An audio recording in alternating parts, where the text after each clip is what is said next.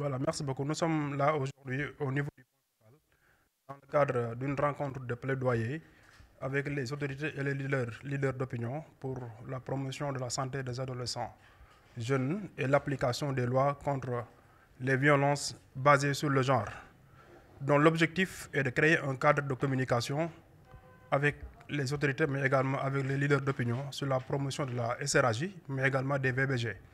Mais également aussi réfléchir sur des actions potentielles pour la prise en compte des besoins spécifiques des ados jeunes, mais également de mieux prévenir les violences basées sur le genre qui sont notées au niveau des communautés, mais également des établissements scolaires.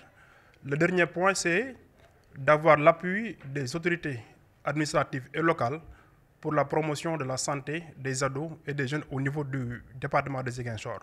C'est la raison pour laquelle nous sommes là aujourd'hui avec les délégués de quartier, avec les acteurs communautaires, avec les chefs de services départementaux qui ont pris l'engagement d'accompagner le réseau pour la mise en œuvre effective de ces activités au niveau du département. Bon, la situation à Ziguinchor est très complexe parce qu'aujourd'hui, quand on parle de la santé de la reproduction des jeunes et des ados au niveau de la région du département, la situation est très complexe et a une dimension très élevée.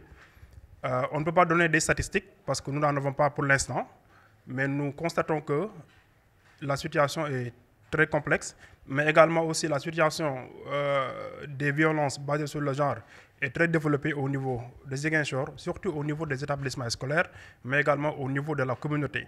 C'est la raison pour laquelle nous sommes là aujourd'hui pour lancer un appel solennel à l'endroit des parents, à l'endroit des acteurs communautaires qui doivent prendre la relève afin de sensibiliser, afin de communiquer, d'informer les parents pour un changement de comportement, pour une responsabilité à l'endroit de leurs ados, à l'endroit de leurs filles et fils.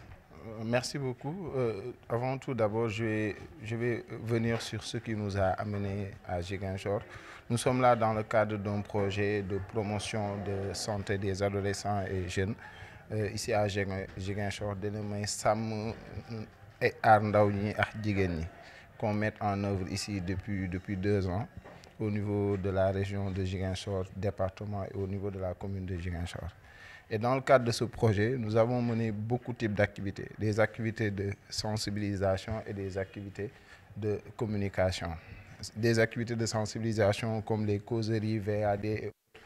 Et là, nous sommes aux activités de plaidoyer. Après avoir sensibilisé, recueillir les besoins et aspirations des différentes cibles du projet, nous sommes en train de mener un plaidoyer envers les autorités pour leur dire que nous avons fait des activités et ces jeunes-là ou les cibles nous ont donné ces différentes orientations et il faut aller dans ce sens-là pour essayer de régler ces problèmes de santé des adolescents et jeunes au niveau de la région de Ziguinchor. C'est venu à son heure parce que vous savez que la région de Ziguinchor, c'est la plus touchée par les violences basées sur le genre. Surtout, les gens ne connaissent pas leurs droits. Il faut qu'on les sensibilise pour les faire revenir.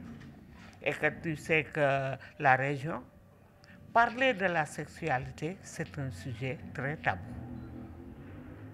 On ne le parle pas à nos enfants.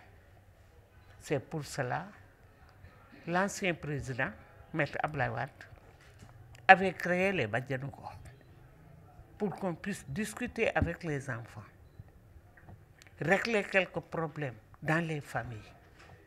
C'est pour cela, quand le réseau des jeunes et le CCA m'ont appelé pour une plaidoyer pareille, j'ai coupé toutes mes préoccupations pour venir à cet atelier. C'est les viols. On a les viols. On a les mutilations génitales qu'on a changé de tic-tac depuis que l'État s'est mis. Maintenant, on ne le fait pas aux grands enfants, mais on le fait aux berceaux. Mais ça, c'est une erreur de l'État. Parce que quand on avait sensibilisé les exciseuses, l'État voulaient leur faire gagner quelque chose, ils les avaient amenés à être des matrons, ce qui a amplifié un autre tic-tac sur les nouveau-nés. C'est pour cela que la santé a peur des mesures. Quand tu amènes un bébé pour ses consultations de 9e jour et de 42e jour, on le déshabille. On vérifie tout, on consulte tout pour les apeurer. C'est pour cela que maintenant, la situation de mutilation génitale est extrêmement. Génération FM. Generation FM, the best radio. Génération FM.